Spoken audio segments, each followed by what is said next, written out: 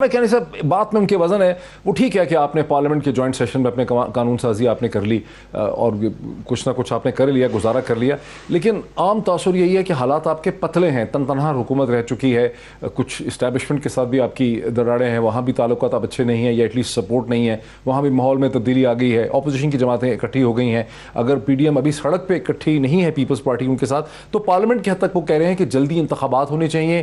آپ کی حکومت آئی ایم ایف کے ساتھ ایک انتہائی شرمناک معاہدہ کر رہی ہے، اسٹیٹ بینک کے گورنر کی اٹانومی کی بھی مولانا نے مخالفت کی ہے، اور آپ نے جو یہ پیٹرولیم لیوی لگائی ہے 4 ہر مہینے بڑھانے کا، اس کا بھی انہوں نے اشارہ کیا۔ دیکھیں جو خرم صاحب باتیں کر رہے ہیں وہ خواہشات ہیں، انہوں نے کس لیے نا دیکھیں آپ اس کو پیچھے چلے جائیں، 1.5 سال سے یہ پی ڈی ایم پہلے بھی جلسے کرتے رہی ہے، ابھی ریسنٹلی 4 دن پہلے 5 دن پہلے انہوں نے پارٹی غالباً اس میں نہیں ہوگی 800 بندے کا سب یہ تمام جماعتیں جو بھی کھڑی ہوئی تھی انہوں نے پشاور میں کیا ہے۔ 800 بھی نہیں تھے یہ، دیکھیں ان سے تو ہمیں ان سے تو ہمیں ویسے آنیسٹلی اسپیکنگ کو خطرہ ہے ہی نہیں۔ اچھا، کیونکہ وجہ یہ ہے کہ خطرہ آپ کو کس سے نہیں، دیکھیں ہمارا انٹرنیشنل جو پرائسز بڑھ رہی ہیں وہ ہمارے لیے پرابلم ظاہر ہیں، اور آپ کو پتہ ہے کہ ایون میں چھوٹی چھوٹی باتوں کا آپ کو، پام آئل تقریباً 137% دنیا میں سارا اس کا ریٹ چڑھا ہے، اسی طرح ویٹ بڑھا ہے، اس طرح ہی شوگر کی ریٹس بڑھے ہیں، پیٹرولیم بڑھی، انرجی، ظاہر ہے یہ ساری چیزیں، اور پھر سب سے بڑی بات کہ آپ کے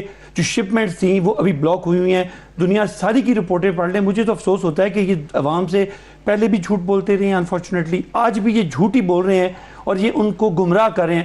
جو لوگ 40 سال میں کچھ نہیں کر سکے، ڈو یو ایکسپیکٹ کہ وہ ابھی، ہمیں تو 3 سال ہوئے ہیں نا، اور جب یہ گئے تھے ان کو یہ بھی بتانا چاہیے کہ 60 بلین کا یہ ٹریڈ ڈیفیسٹ چھوڑ کے گئے تھے، اور صرف مرچنڈائز $37 بلین کی مرچنڈائز کا ٹریڈ ڈیفیسٹ تھا۔ یہ آپ، میں تو وہ قصہ لمبا ہو جائے گا کیونکہ پروگرام آپ کا چھوٹا ہو گیا ہے۔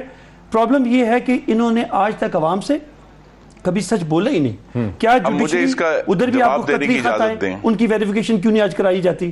کیوں نہیں پوچھا جاتا ان کو، کیوں نہیں پوچھا جاتا یہ ایک میرے نام پر کچھ نہیں ہے وہ کیوں نہیں پوچھا جاتا؟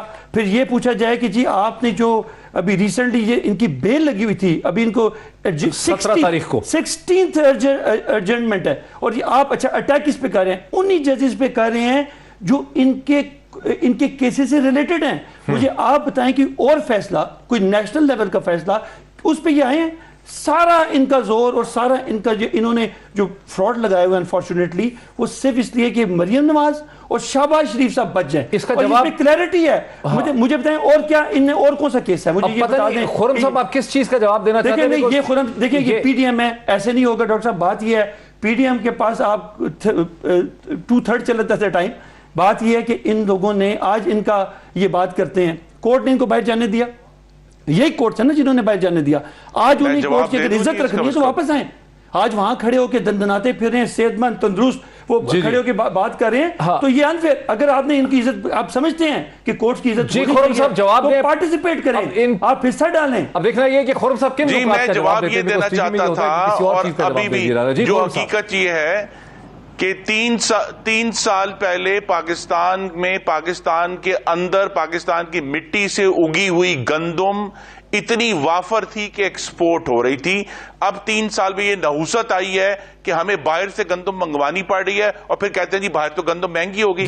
3 سال پہلے تک پاکستان میں اگی ہوئی چینی وافر مقدار میں تھی کہ ایکسپورٹ ہو رہی تھی۔ نہیں اب کیانی صاحب میں نے آپ کو انٹرپٹ نہیں کیا، kindly allow me to finish, please allow me to finish۔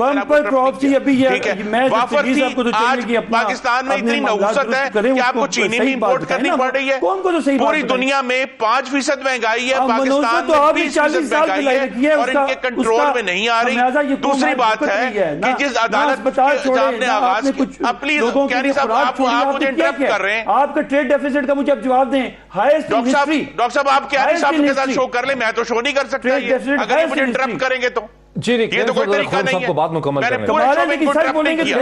This is not the way۔ الزام آپ لگائیں گے کہ جی جھوٹ آپ بول رہے ہیں، آپ نے بار بار جھوٹ بولنے کا الزام لگایا ہے۔ میں نے تو جھوٹ کے لفظ میں بھی ابھی پروٹیسٹ کر رہے ہیں کہ آپ اس طرح کا جھوٹ بولا گیا ہے۔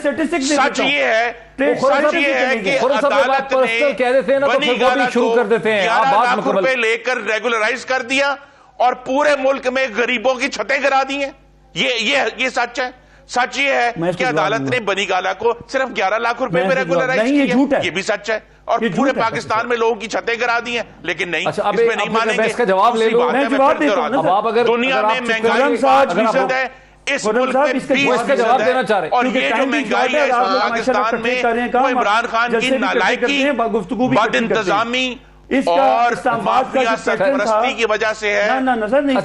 اس کا جواب لے لیں، پھر میں نے کہا صاحب کی ہم نے لوگوں کے اربوں کے ٹیکس سے اپنے گھروں کی دیواریں نہیں بنائی ہے۔ پاکستان کے لوگ جو ہیں پاکستان کے لوگ صاحب یہ 11 لاکھ روپے کا جواب اپنے بچوں کے مستقبل کے لیے پریشان ہیں۔ پاکستان کے لوگ یہ سوچ رہے ہیں کہ وہ اپنے بچوں کو صاحب یہ 11 لاکھ روپے کا جواب لے لیں پلیز۔ اربوں کا جواب دیں جو انہوں نے جاتی عمرہ میں دیواریں گورنمنٹ کی بنائی ہیں۔ 11 لاکھ روپے کی بنی گالا کی ریگولائزیشن ہوئی۔ سر غلط بات ہے، اس لیے کہ ان کو پتہ نہیں ہے، اسلام آباد سے ان کا تعلق نہیں ہے، میں اسلام آباد کا رہنے والا ہوں۔ اس وقت بلدیاتی الیکشن ہوتے تھے، جو یوسی کا چیئرمین ہوتا تھا وہ نقشے پاس کرتا تھا اور فیس لیتا تھا۔ اس زمانے میں جب بنی گالا بنا، آج 12 کو سارا بنا ہے، بنی گالا بنا ہے، فیس پے کر کے یہ بنایا گیا ہے۔ یہ تو عدالت نے مجھے یہ بتائیے کہ اگر کراچی کے لاکھوں گھر جو ہیں وہ چند ہزار روپے نہ دینے کی وجہ سے گرائے جا سکتے ہیں، تو بنی گالا کو 60 روپے اسکوائر فٹ پہ کیسے لاؤ کر دیا گیا؟ عوام کے ٹیکس کا پیسہ نہیں لگایا، آپ نے تو اپنی دیواریں تک عوام کے ٹیکس کے پیسے سے بنائی ہیں۔ کیا نہیں سر جی خورم صاحب آپ کی بات مکمل ہوگی، ابھی توشہ خانہ کا آپ نے جواب دینا ہے، ابھی توشہ خانہ کا تو آپ جواب ہی نہیں دیتے کہ جناب عمران خان صاحب انشاءاللہ آپ تو دیں 40 سال کا کہ مجھے کسی نے پیسے دیے، میں نے 20% جمع کرائے اور باقی کی میں نے سڑک بنا دی۔ یہ کون سا قانون ہے؟ یہ ان کو جواب دینا پڑے گا توشہ خانہ کا بھی۔ ابھی تو بڑی لمبی باتیں آ رہی ہیں، ابھی تو آٹے کا جواب دینا ہے، ابھی دوائیوں کا جواب دینا ہے، ابھی چینی کا جواب دینا ہے، ابھی گھی کا جواب دینا ہے، ابھی پولٹری کا جواب دینا ہے، ابھی پیٹرول کا جواب دینا ہے، فرنس آئل کا جواب دینا ہے۔ آپ یہ بات کریں گے تو پھر خرم صاحب پبلک سب کا دیں گے، یہ کہہ رہے صاحب پلیز خرم صاحب پبلک انٹرسٹ میں یہ ضروری ہے کہ آپ ایک اپنا سوال ریز کریں، ادھر سے ایک جواب لیں، تاکہ 1 بائی 1 کر کے کچھ عوام کو سمجھ تو آئے کہ آپ لوگ کیا کہہ رہے ہیں۔ اس شور و غوغا میں تو کسی کو کچھ سمجھ نہیں آ رہی۔ آپ کا کی کوسچن کیا ہے ان سے ایک دفعہ دوہرا دیں۔ میرا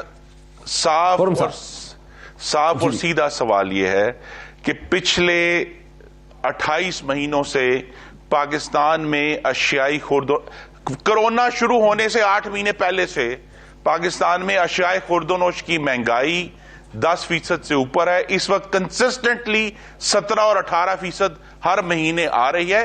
پاکستان کے عوام کے گلے کٹ گئے ہیں، اور یہ دنیا کے اوپر نہ ڈالیں، یہ آفت آسمانی نہیں، آفت عمرانی ہے، جو ان کی ناکامی، نالائکی، بد انتظامی اور مافیا سرپرستی کی وجہ سے پاکستان کے عوام کو یہ سزا مل رہی ہے کہ وہ چینی بھی امپورٹ کر کے کھائیں، وہ آٹا بھی امپورٹ کر کے کھائیں، اور پھر حکومت کی تانے بھی سنیں کہ جی ہم کیا کریں، پاکستان تو اب نیٹ فوڈ امپورٹر